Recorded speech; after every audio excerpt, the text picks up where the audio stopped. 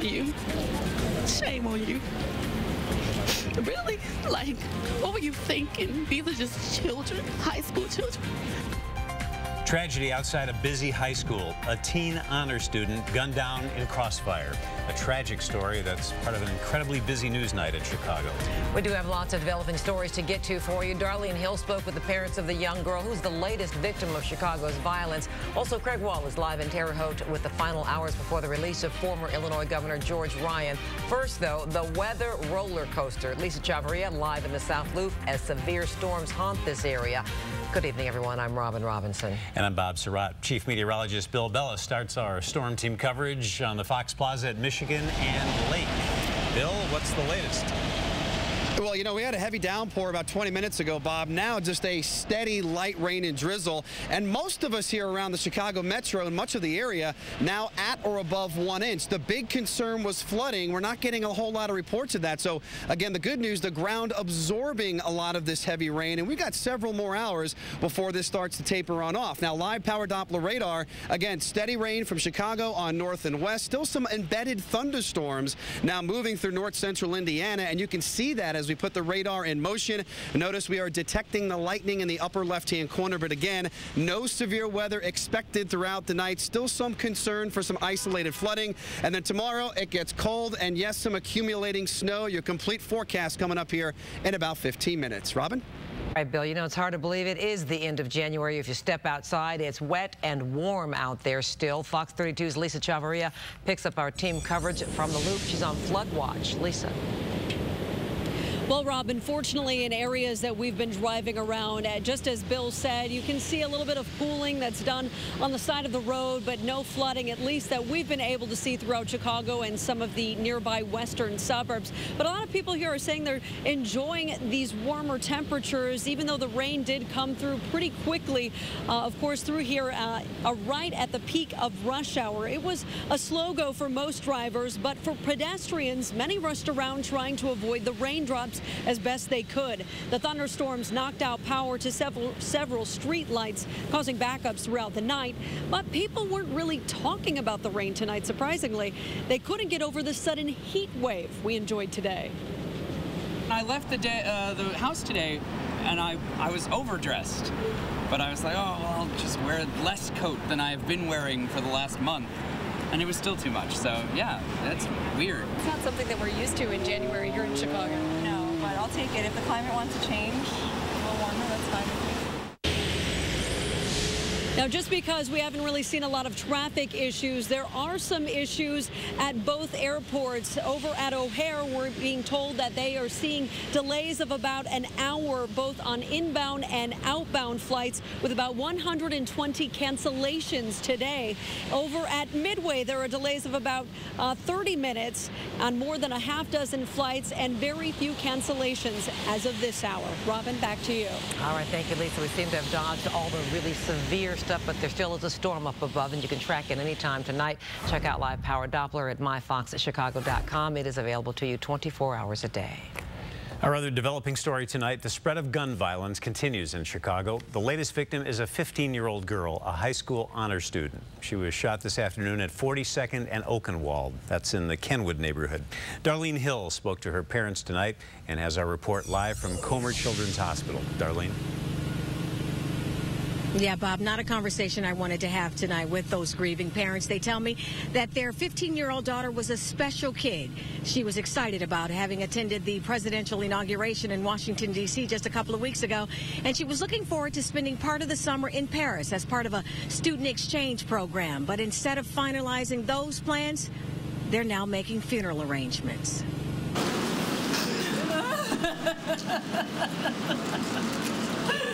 You never get used to hearing a mother's moans and cries when she loses a child.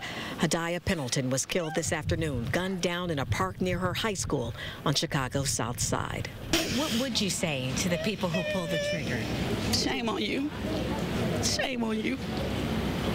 Really? Like, what were you thinking? These are just children. Witnesses told police the 15-year-old sophomore had just finished taking exams at King College Prep. Classes were dismissed early, so Pendleton and her friends went to the park to hang out. Moments later, witnesses say a young man appeared with a gun and randomly started shooting. The school was good, but the neighborhood was not, and that when we stepped foot outside the school, anything could happen to us. King High School made news last month when the students staged a protest, a 3-hour sit-in about the school's new after-school policy. The principal no longer allowed the students to wait in the school at the end of the day while waiting for their parents to pick them up. Some of the students told me their classmate would still be alive had the school doors been open. If we were able to be in a place that we could call like our safe haven after the bell rings, after school is out of session, I don't think it would have happened. Tonight, CPS officials tell us that after the sit-in, they changed their policy and now allow students to wait inside the school for their parents to pick them up, but many of them do not. Pendleton was an honor student, a majorette at King, and played on the school's volleyball team. I'm not worried about where she's going. I know who has her. I just miss her. My heart. There's a whole section of my heart that's gone. Her father says she was a good kid who always did the right thing. He's upset that more isn't being done to stop the senseless shootings in Chicago. Get the guns out of the hands of the people that don't need to have them. Now, I can tell you also tonight that, Bob, that a local community organization is offering a $1,000 reward for any information leading to the arrest. And we did just receive a late email tonight from the Chicago Police Department telling us that the victim, 15-year-old victim, was in the park with 10 or 12 other students. They tell us in the email that the female victim does not have a history, and there's an arrest history, and there's no indication that she was part of a gang. However, preliminary information at this point indicates that most of the members of the group with her were gang members, and that none of them, I repeat, Bob, none of them stuck around to help her or to give them any information on what they saw. Back to you in the studio. All right, Darlene Hill with the very latest on a sad story from the South Side tonight. Thank you. And we're also following a developing story tonight from Indiana. Former Illinois Governor George Ryan is hours from being released from prison. Here's a live look at the federal prison in Terre Haute, Indiana. We're told Mr. Ryan's going to be released sometime overnight. He'll then head to a halfway house on Chicago's near west side to serve the rest of his sentence for corruption convictions. We'll have a live report from the federal prison in our next segment here. Your snapshot of the day's other top stories begins with a sex assault in a Loyola University dorm. A Loyola freshman is accused of assaulting 2 female students earlier this month. Colin Cahill Kennedy was arrested after the women went to campus police. Police say in both incidents, Kennedy told the victims he needed a place to sleep and they let him stay in their rooms. Loyola has put out a campus alert about the assaults. Lots of wreckage, but no serious injuries after a school bus plowed into several cars in Niles this afternoon. Police say the bus driver had some kind of medical situation and the bus went the wrong way on Oakton Avenue. It hit 4 cars before coming to a stop. There were no children on the bus. No word on the driver's condition. 1 person in a car was seriously hurt. There's been another armed robbery at a hair salon. Police say the Great Clips at Clyburn and Sheffield was robbed this morning. That's near the DePaul campus. Police say it's too soon to tell whether he's the same robber that's hit about a dozen hair salons in the past month, but his description is similar. No one was hurt. Our snapshot continues with a look at sports. Here's Lou Canellis for us. Robin, Jim Harbaugh took the Niners to the Super Bowl in just his 2nd season. The Bears are hoping Mark Trestman can do the same. Tonight, Izzy Adonijay, who was drafted by the CFL and knows about the transition to the NFL, told me he believes Trestman can do it. Football is football. It's a chess match. It's a game of fundamentals and execution. The things that worked in the CFL that are adaptable to this NFL game, he'll bring those things in and he'll put a great plan together. Let's hope so. Izzy tells me if he thinks he'll re-sign with the Bears, and we venture into the craziness of Super Bowl Media Day, all later in sports. Robin? All right, thank you, Lou. Coming up, toilet troubles at O'Hare. There's a warning about the bathrooms there. Plus, a plan to prepare for a school shooting has some students worried. I'm kind of nervous just because I don't know what's gonna happen and how other people are gonna react to it. Where some parents are upset about a school drill that involves firing blank rounds. And later, new evidence that may connect 2 more unsolved murders to notorious serial killer John Wayne Gacy. The family whose tragedy sparked the investigation of George Ryan is reacting tonight to his impending release from prison. I'm Craig Wall, live in Terre Haute, Indiana. I'll have what they have to say coming up next. And tonight's talker, this is not your ordinary vending machine. Slide in a college ID and you can buy the morning after pill. We'll look at both sides of a debate and tell you what the government has decided to do. That's just ahead. You can comment right now on our Facebook page or send us a tweet. Back to the developing story we told you about a few moments ago. In just a few hours, former Governor George Ryan is going to be released from a federal prison in Terre Haute, Indiana, after serving more than 5 years for corruption while he was in office. Ryan will head to a halfway house on Chicago's near west side. Craig Wall is live outside the prison in Terre Haute with details of what lies ahead for the former departing governor.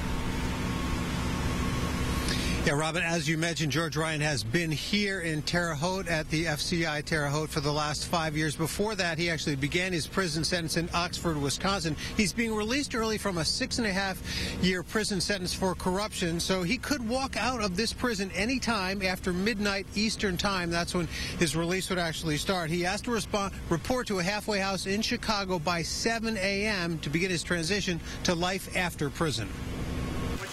George Ryan's corruption conviction cost him more than 6 years of freedom. The impact of his crimes cost Scott and Janet Willis their 6 children. They died in a fiery crash in 1994 caused by a truck driver who paid bribes to illegally obtain his driver's license under Ryan's watch as Illinois Secretary of State. Scott Willis, through his attorney, said Mr. Ryan has been in his and his wife Janet's prayers. They are hopeful that he and others have learned something from this tragedy so that it never happens again. The Bureau of Prisons is not giving out details of Ryan's release, but they tell me when prisoners are transferred from a penitentiary to a halfway house, they are given an exact itinerary with driving directions and a report time. Ryan could be transferred by prison personnel, take a bus, or more likely will be picked up by family and driven to Chicago. Former Ryan aide Scott Faywell, who himself served prison time after being convicted in the licenses for bribe scandal, said Ryan would likely have made some friends and would have spent these past few days saying goodbye. But ultimately, yeah, you say your goodbyes, but, you know, you're anxious to, you know, from the day you get in there, you've waited for this moment, so you're pretty anxious to, you know, hit the bricks and get home. Generally, prisoners would have to travel directly to their halfway house, but they can request special permission to make stops to visit family. The Bureau of Prisons would not release any information about Ryan's travel instructions, but the warden did at one point allow Ryan out of prison for a short visit to see his ailing wife Laura Lynn, who has since died. So it's not out of the question that Ryan may get time to stop and see family in Kankakee before going to Chicago. Ryan will have an exact itinerary when he is released from the federal penitentiary here. His actual prison term doesn't expire, though, until July 4th of this year, so his term in the halfway house will be under supervised release. He could possibly qualify for home confinement, which means he could get out of the halfway house and return to his home in Kankakee. We will be live here through the night to watch for when George Ryan is released, and we'll have live reports beginning in the morning. Robin, back to you. All right, thank you so much. The spotlight back on George Ryan. Stay with Fox 32 News for complete coverage of Ryan's prison release. Tomorrow morning, Anita Padilla and Larry Yellen will be live outside the halfway house, and our coverage starts at 4 in the morning. Our cameras will be there when Ryan arrives around 7 a.m. You can also get any breaking news overnight, in case they leave early, on this story on myfoxchicago.com. President Obama delivered his highly anticipated speech on immigration today. The president said the country is close to reform and the time is now to fix the immigration system. And the overwhelming majority of these individuals aren't looking for any trouble. They're contributing members of the community. They're looking out for their families. They're looking out for their neighbors. They're woven into the fabric of our lives.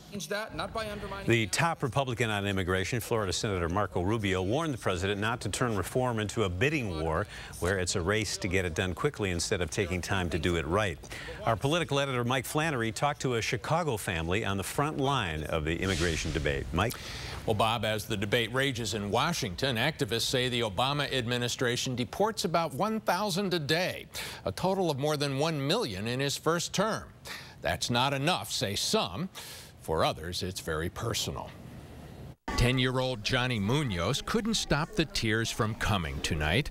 The Chicago-born U.S. citizen was talking about the potential deportation of his father, Ephraim. After living and working here for 14 years, he was arrested in an immigration raid 2 months ago.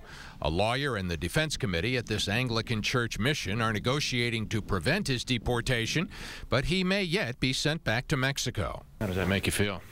I'm sad because he gonna be over there and we will be here with our rest of our family.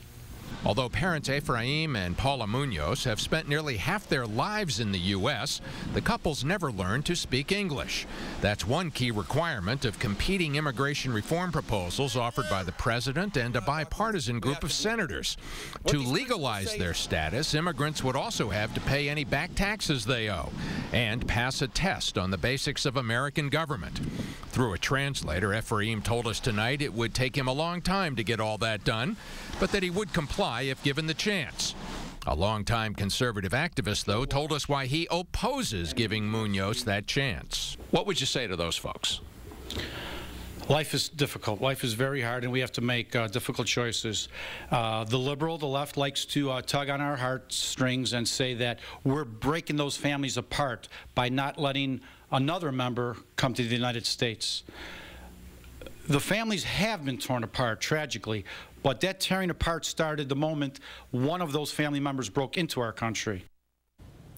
Carl Segovich there is Republican committeeman of the South Side 11th Ward. He accuses Republican Senators Marco Rubio, John McCain, and others of political pandering with the immigration reforms that they are backing.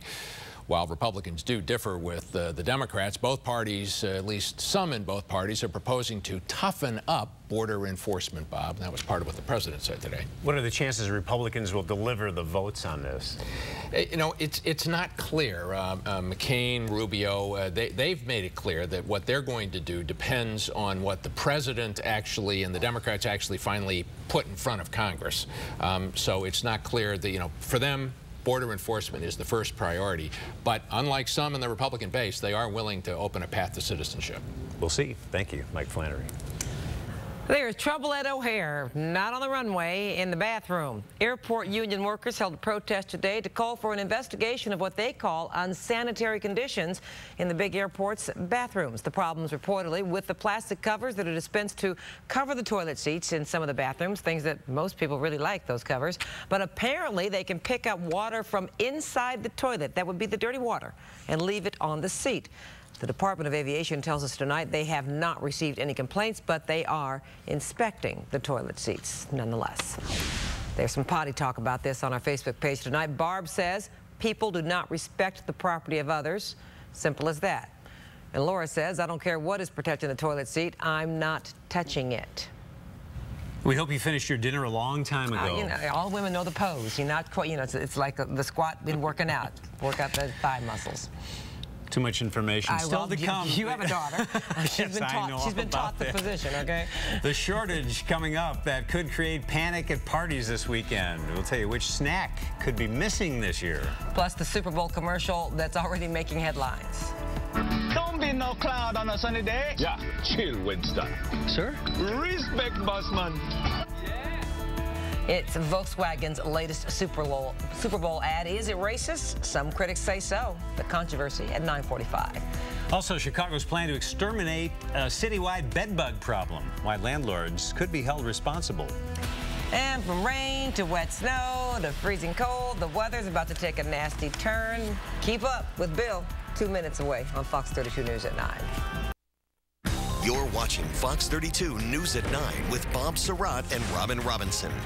Chief Meteorologist Bill Bellis, and sports with Lou Canellis. Tomorrow morning, a far northwestern suburban high school is going to hold a code red drill simulating a school shooting. But some parents say while someone will be shooting blanks, the situation is just all too real. Fox 32's Amra Walker visited the school in Cary today. She's live in our newsroom now. Amra. Well, Robin, many parents and students I spoke with agree that this day and age, lockdown drills are necessary, especially with those recent school shootings that have occurred. Now, during the drill, the students and teachers will hear gunfire. Someone will shoot blanks, as you said, inside the school, and some upset parents are asking why that's even necessary. On Wednesday morning, Cary Grove High School will be placed on lockdown. Teachers and staff will secure their rooms, draw the shades, and lock the doors.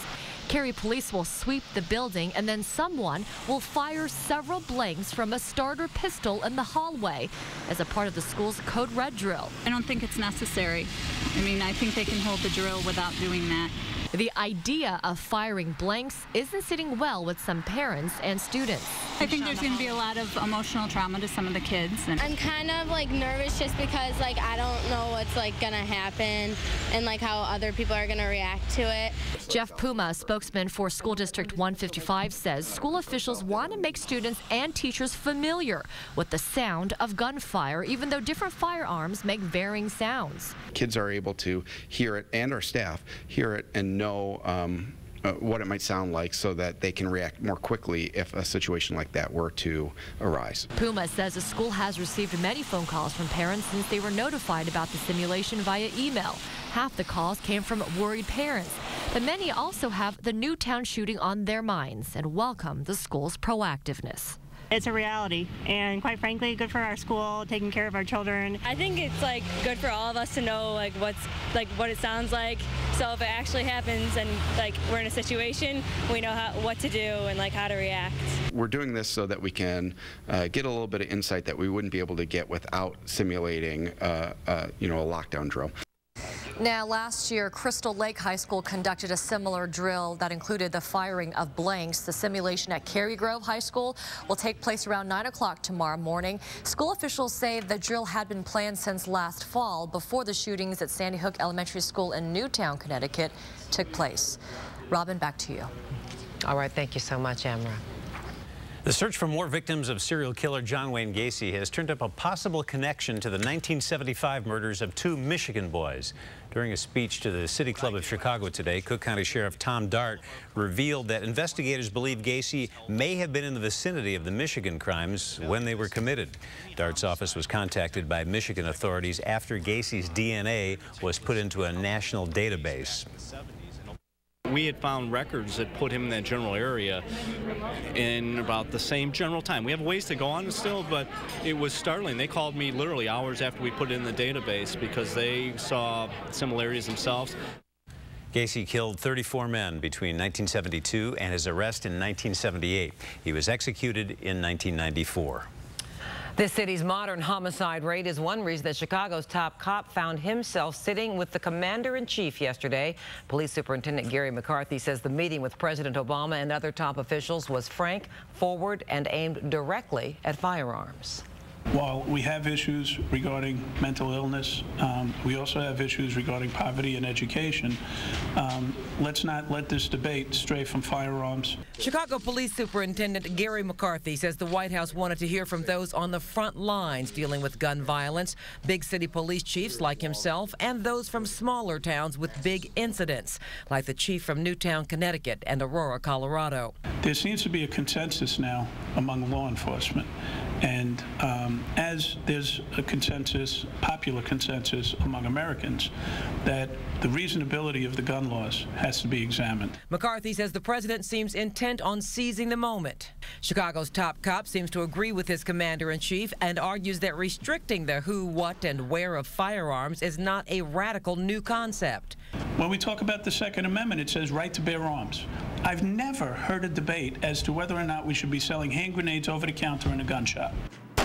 McCarthy was especially adamant about making gun owners report right away when a weapon is lost or stolen. In a city where just today, so far, there were 11 shootings, the issue seems urgent, but McCarthy says Chicago is not alone.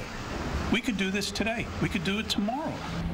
And if I'm telling you, if it was put up to a popular vote in this country, it would be a slam dunk. Our police superintendent did not make a special trip to the Capitol for this week's meeting. He was already nearby at the major city chiefs winter session when he got the call from the White House. Chicago aldermen are looking to stomp out bed bugs. An ordinance that would force landlords to hire exterminators to deal with bugs in their buildings is set for a committee vote. The ordinance declares bed bugs a public nuisance. If approved, landlords who do not deal with any infestations could be fined up to $1,000 a day. Earlier this month, Orkin Pest Control said it got more bed bug calls in Chicago than any other city in America. There's quite a conversation about all that on our Facebook page tonight. Here are just a few of your comments. From Joseph, they need to be fined $5,000 a day and live in the same apartment under the same conditions. Jean says it can't be the landlord's fault if the bed bugs appear while the tenant is still leasing. Think about that. Let's go to sports while we do. Here's Lou. Speaking of bed bugs, right? Bulls and Hawks. Volkswagen facing criticism for one of its upcoming Super Bowl advertisements. The ad features a Caucasian office worker from Minnesota speaking in a Jamaican accent. Some say it's racist. Take a look and see what you think. Oh, don't fret me, brother. Sticky bun come soon. Yeah. Wicked coffee, Mr. Jim. Julia, turn the frown the other way around. Hey, Dave. Volkswagen says it is sticking with that ad and that it will run on Sunday. A VW spokesman says the ad was tested in front of a diverse audience, which included people from Jamaica. Tonight's talker is about emergency contraception on college campuses, the kind women can take after unprotected sex. Shippensburg University became a center of debate after putting a vending machine in a student health center. The machine sells the Plan B contraceptive, commonly called the morning after pill. Plan B is legal for anyone 17 or older to buy. No prescription is needed. It's available at most pharmacies. At Shippensburg, you need to swipe a student ID to use the machine. The machine became a lightning rod during a larger debate about Obamacare. The Food and Drug Administration agreed to open an inquiry about the machine. Now, it's announced they'll take no action. They're letting the vending machine be. Studies show 49% of all pregnancies in America are unintended. The issue looms especially large at colleges where sex and alcohol can be as frequent a combination as pen and paper. Rape is another issue. It's common on campus. Supporters of increased access to Plan B say shame and embarrassment often keep women from seeking emergency contraception, and getting it from a machine is more discreet than facing a pharmacist. Here are some comments from a Fox News discussion that looked at both sides of the issue. Because only 10% of rapes are reported, alcohol's often involved. There's embarrassment. This allows a private way. It is not like this is a vending machine next to a soda machine in the dining room. This is absolutely reckless. We need doctors involved. We need law enforcement involved. The date rape drug that we're seeing so much of, how can professionals get a handle on what's going on their campus when this is happening behind the scenes? And here's what our online friends are saying about this. One word from Rose, great. One word from Ashley, disgusting. Brad says if you are not responsible to take care of a life, maybe you should rethink those drunken one-night stands. Cassandra says if a man has a right to buy condoms when and where he wants, why can't women have the right to buy emergency contraception with the same ease? We should point out the cost, $25 on campus, and they don't make any money. The same as they buy it for. That's and they say it was requested by the Student Association. Right. It's been there for 3 years, but it's just gotten a lot of attention over the last year when Public Opinion published a story about it. So it's apparently they say they've reviewed it and it's going to stay. They made the decision because it was widely available, the contraceptives at pharmacies, and so the university said, well, we might as well dispense it. It's available. But you put in your student ID, right, put in your student to get ID, it. So. Swipe it to get it. We'll see. Interesting. The debate continues. We will head back to our developing story from Indiana in a moment, the release of former Governor George Ryan.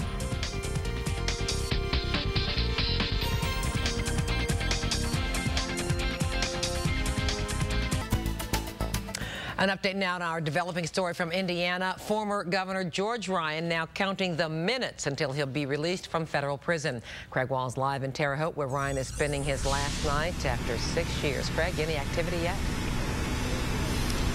No activity yet, Robin, and we're not exactly clear when George Ryan will be released from prison. He is still here as far as we know. We've been told he has to report to a halfway house in Chicago by 7 a.m., and it's about a 4-hour drive. So George Ryan, in all likelihood, if he is going to get there by 7 a.m., would have to leave by 3 a.m. Chicago time and make his way up to Chicago. We're told by the prison officials here that he would be given an exact itinerary and a route that he's supposed to go on, a time frame that he has to get to Chicago by. He could be, I'm told, granted an exception which might give him time to stop and see family, but that is not typical protocol. That would have to be granted by the warden here. But George Ryan finishing 5 years here. Previous time he had spent up in Wisconsin, no doubt anxious to get home. He could be taken by prison personnel, but we expect in all likelihood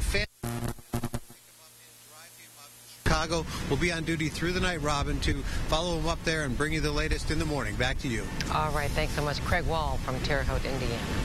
Now let's check in and see what kind of weather George Ryan's going to see here in Chicago tomorrow. Bill Bellis? Well, Robin, wake up to about 40 degrees, and by the afternoon, we'll be dropping into the mid-20s with wind chills in the teens, and not to mention a little changeover from this pesky light to moderate rain to some wet snow. Could see an inch or less by early tomorrow evening. Let's focus in on the rain right now. This is going to be with us for the next several hours. Still under a flood watch, but we've had over an inch of rain in many spots. The good news here, the ground is beginning to soak all of this up. We'll continue to follow that, and Bob, looks like winter comes with a vengeance here. Highs by Thursday in the teens. All right, we're ready. Thank you, Bill. One more thing about the imminent sale of Hostess snack cakes. If you hoarded the last of the company's Twinkies when they went bankrupt, it's okay to start eating your stash now. 2 private equity firms are close to a deal to buy the Twinkie brand for $400 million. Were you one of the many in the mad rush to buy last December when the last Hostess shipment hit the stores? Feel stupid now? You should. There was no way the iconic Twinkie brand was going to disappear, or Hostess cupcakes, also included in this new deal. One of the investment companies taking over bought Pabst Blue Ribbon beer a few years ago. They obviously know the American palate well. Forgotten in all the happy talk on the news about the fate of the Twinkie is what happened to all those loyal bakery workers, many of whom worked in the Chicago area. Yesterday, Hostess filed a motion to stop paying retirees' benefits to its former employees in February. Too bad their shelf life wasn't as long as Twinkies. See you tomorrow. Thank you for joining us at 9. Wake up with Good Day Chicago tomorrow at a special start time. And right now, stay tuned for TMZ.